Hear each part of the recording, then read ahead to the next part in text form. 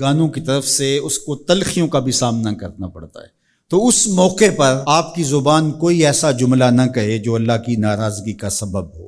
غم تو پہنچتا ہے اور غم سے انسان متاثر بھی ہوتا ہے، یہ تو نہیں ہے کہ تکلیف پہنچے۔ غالب نے کہا تھا روئیں گے ہم 1000 بار کوئی ہمیں ستائے کیوں، تو جب سینے میں دل ہے تو کوئی دکھ دے گا تو دکھی ہوگا، دل بے چین ہوگا۔ تو فرمایا کہ جب تکلیف پہنچے تو مدد کس سے طلب کرو؟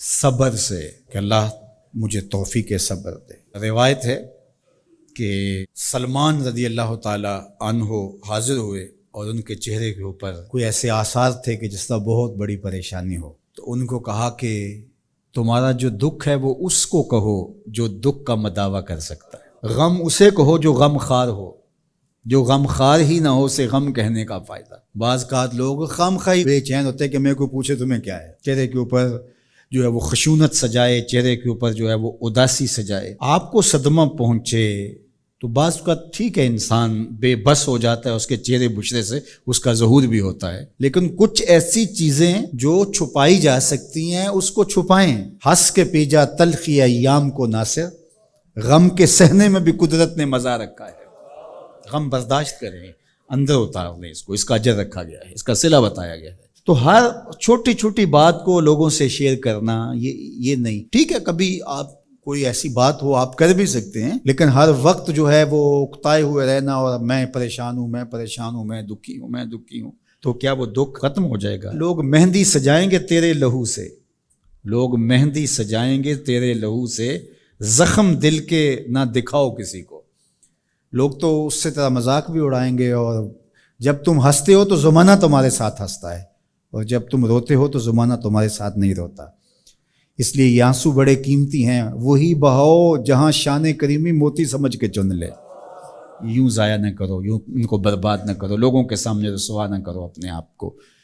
تو صبر کے دامن کو تھامو، ایک تو تلقین یہ کی گئی، اور دوسرا کہا والصلاۃ، اور نماز کے ساتھ اللہ سے مدد طلب کرو۔ حضور علیہ السلام جب بھی کسی مشکل میں مبتلا ہوتے تو حضور نماز کے لیے کھڑے ہو جاتے، اور میں نے خود کئی مرتبہ تجربہ کیا ہے، جب کوئی تکلیف پیدا ہو تو آپ نماز پہ کھڑے ہو جائیں، تکلیف میں تخفیف پیدا ہو جاتی ہے۔ اور بدر سے سخت دن کیا ہو سکتا تھا جب کافر پورے لاؤ لشکر کے ساتھ آ گئے، اور حضور کے لیے عریش ایک چھپر بنا دیا گیا، اور آقا کہیں وہاں مصلی بچھائے ہیں اور رب کے حضور کھڑے ہیں۔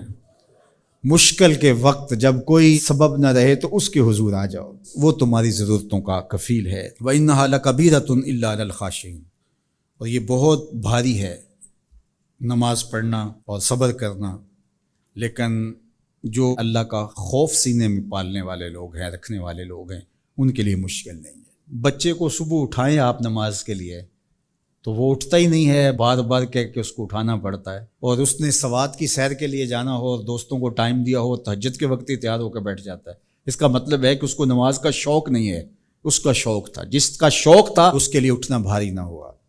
میرے والد گرامی سے کسی نے کہا جی جاگ نہیں آتی، تو فرمانے لگے صبح منڈی جانا ہو تو جاگ آ جاتی ہے، کچہریوں میں تاریخ ہو تو یاد آ جاتی ہے۔ منڈی جانا یہ تمہاری بدنی ضرورت ہے بچوں کے پالنے کے لیے، اپنی ضرورت کے لیے۔ کچہریوں میں جانا خوف ہے، نہ گیا تو میرے خلاف فیصلہ ہو سکتا ہے، تو تمہیں نہ امید ہے اللہ سے اور نہ اس کا خوف ہے، تو پھر کیسے جاگ آئے؟ اور کسی نے کہا کہ حضور نماز پڑھنا چاہتا ہوں، جاگ نہیں آتی۔ اللہ اکبر، کہنے لگے ارادہ اگر پکا ہو تو نیند نہیں آتی، بار بار اٹھ کے ٹائم دیکھتے ہیں وقت تو نہ گزر جائے۔ اللہ اکبر۔ تو فرمایا یہ بھاری ہے لیکن خاشعین کے لیے بھاری نہیں ہے، خشیت خدا سینے میں نہیں ہے، اللہ کا خوف سینے میں نہیں ہے، تو واقعی صبح کا اٹھنا بہت زیادہ بھاری ہے، بہت زیادہ مشکل ہے، لیکن جو خشیت والے ہیں ان کے لیے مشکل نہیں ہے۔ یہ مان لیا کہ صبح کا اٹھنا، سحری کا اٹھنا نفس پہ شاک ہے، لیکن اگر کسی کی زندگی کی لذت اس میں رکھ دی گئی ہو، اللہ اکبر، تو پھر اس کے لیے مشکل تو نہیں ہوگا۔ راہ خدا میں تکلیف اٹھانا مشکل صحیح، لیکن زندگی کا سرور اس میں رکھ دیا گیا ہو۔ وہ مزہ دیا تڑپ نے میری آرزو ہے یا رب، میرے دونوں پہلوؤں میں دل بے قرار ہوتا۔